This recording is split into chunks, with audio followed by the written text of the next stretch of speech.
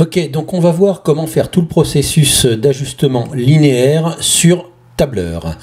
J'ai rentré ici dans mon tableur Excel le tableau que j'avais avec les âges et les masses des éléphantes, et je vais faire le diagramme en nuage de points, tracer la droite de régression et calculer tout ce qu'il y a ici, covariance, corrélation, le A et le B de la droite de régression, et je vais même calculer les écarts types de X et de Y, la moyenne de X, sachant que la moyenne de Y, ça va être exactement la même procédure. Alors commençons. Pour insérer un diagramme en nuage de points, on va sur insérer. On sélectionne l'onglet insérer, on sélectionne toutes nos données ici, y compris la zone de titre, et on a ici les nuages de points. Alors on sélectionne par exemple ça, et hop, nous avons ici notre diagramme en nuage de points. Je vais enlever le titre, je pourrais le changer, mais je vais l'enlever pour aller plus vite. Et je peux customiser mon diagramme ici en ajoutant un élément graphique, des titres d'axe par exemple. Axe horizontal, je vais mettre âge en mois. Voilà. Et pour l'axe vertical, ajouter un élément, titre des axes, axe vertical. Et je vais rentrer comme titre, qu'est-ce que c'est? C'est la masse en kilogrammes. Donc je tape masse kilogramme, et voilà, j'ai bien les bons titres. Et voilà, mon diagramme en nuage de points, c'est pas plus difficile que ça. Si je veux y faire figurer la droite de régression, je vais sur ajouter un élément graphique, courbe de tendance, linéaire. Et là vous avez votre droite de régression qui apparaît, qui est exactement la même que la mienne. Alors évidemment, si vous allez la sélectionner, ensuite vous pouvez modifier ses couleurs, vous pouvez la mettre en rouge, vous pouvez modifier toutes les couleurs que vous voulez. Bon, on va s'en tenir là. Et voilà, vous voyez, donc de manière très simple, comment tracer un diagramme en nuage de points avec la droite de régression. Maintenant, pour calculer les paramètres, la covariance, déjà, eh bien, c'est tout simplement la fonction qui s'appelle, l'une des fonctions qui s'appelle covariance. Vous voyez, quand je commence à taper covariance, vous avez covariance Pearson et covariance standard. Nous, c'est la covariance de Pearson qui nous intéresse, c'est celle qui nous donne le même résultat que ce que je vous ai montré dans la vidéo de cours. Et là, attention, pour sélectionner les données, vous sélectionnez les abscisses, uniquement les abscisses, surtout pas les deux lignes en même temps. Ensuite, vous mettez point virgule, et ensuite vous sélectionnez les ordonnées. Vous pouvez sélectionner les abscisses et les ordonnées dans l'ordre inverse, ça n'a aucune importance, mais il faut surtout les séparer par un point virgule, pas toutes les sélectionner toutes les deux en même temps.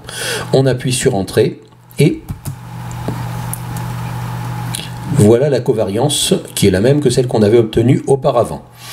Pour la corrélation, c'est exactement la même procédure, c'est juste le nom de la fonction qui change. C'est coefficient corrélation, vous voyez, coefficient.corrélation. Et vous sélectionnez exactement de la même manière les deux lignes séparément. Première ligne, point virgule, deuxième ligne.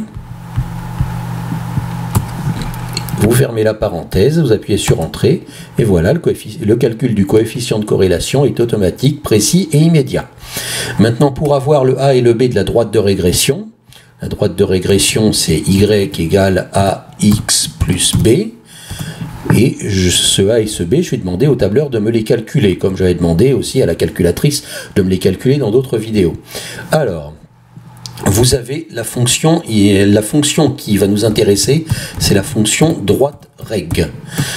La fonction droite rég qui nous donne la droite de régression. Seulement la fonction droite rég vous retourne une matrice, elle vous retourne deux valeurs.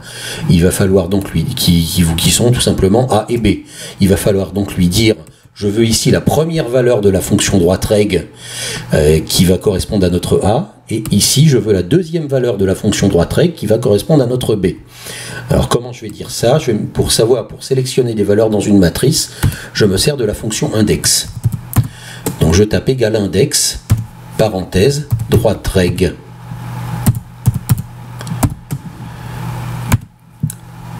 parenthèse. Et là, si on regarde bien l'infobule, on a vu que précédemment, on avait sélectionné la ligne des X et la ligne des Y dans un ordre tout à fait aléatoire.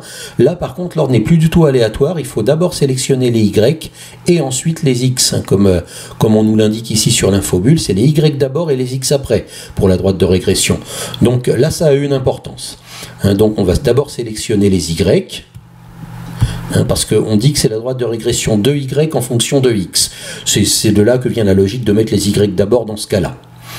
Donc on sélectionne d'abord la ligne des Y, point virgule, et la ligne des X.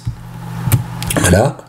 Et on ferme la parenthèse de droite rég. Et maintenant il faut savoir quel index on veut. Comme on veut le premier élément de la matrice droite rég, on va faire point virgule 1 pour dire donne-moi le premier nombre de droite rég.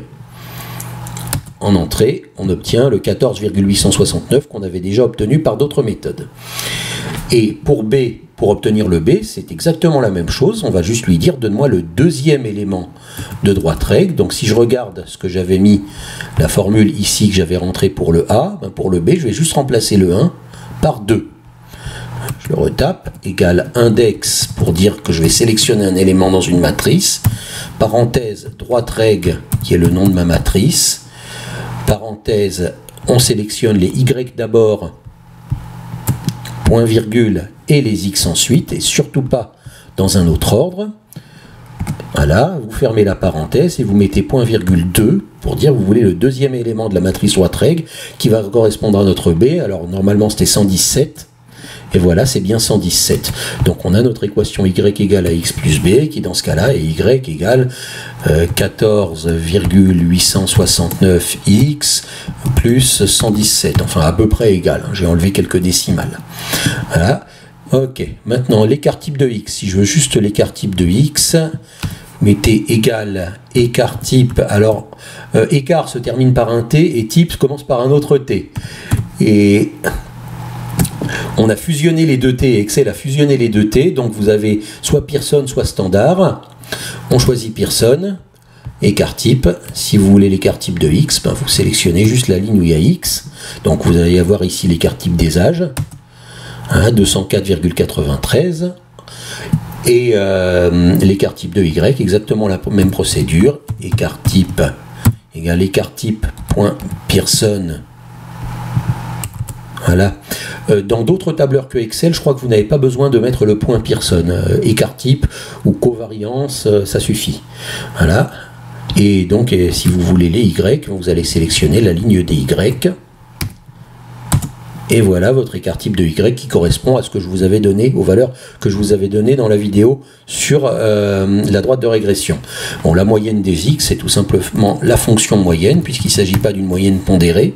Je peux me servir de la fonction moyenne. Donc je fais moyenne égale moyenne, et je sélectionne tous les éléments dont je veux faire la moyenne, et voilà l'âge moyen. Exactement la même chose pour la moyenne des masses, la moyenne Y. Et égal dans la formule, vous mettez égal moyenne de, vous sélectionnez toutes vos masses et le tableur vous en fait la moyenne. Donc voilà comment on fait tout ça, comment on fait de l'ajustement linéaire au tableur, comment on obtient la covariance, la corrélation, le diagramme en nuage de points, la droite de régression, les écarts types, les moyennes. Vous voyez, c'est très simple au tableur, et je pense que ça vous est assez utile parce que dans votre vie professionnelle, vous aurez plus souvent affaire à un tableur qu'à une calculatrice scientifique.